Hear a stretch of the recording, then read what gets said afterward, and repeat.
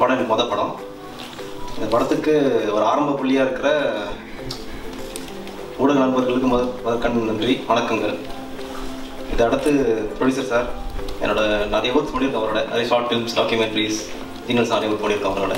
இது actually very good cinematographer, நிறைய பேருக்கு தெரியாது. அது என்னோட என் மேலே இன்னும் நம்பிக்கை வச்சா ஒரு நல்ல நண்பர் சொல்லலாம் போத டைம் பீரியட் ஆஃப் டைம். அதே மாதிரி இயக்குனர் ஆரம்பித்து நல்ல கான்ஃபிடென்ட் நல்ல ஒரு நம்பராக இருந்துச்சு ஸ்ரீநாத்.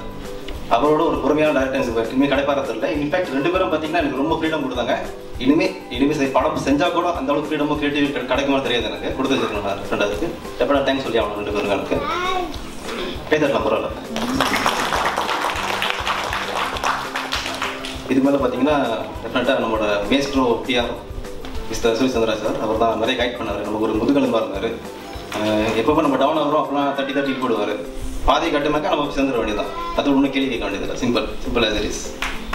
அதுக்கப்புறப்பட்டு என்னதான் படம் எடுத்தாலும் உங்ககிட்ட வழங்கணும். நம்ம அது ரொம்ப முக்கியமான ஒரு மீடியம், ஒரு பொறுப்பான மீடியம் கொண்டு வரணும்.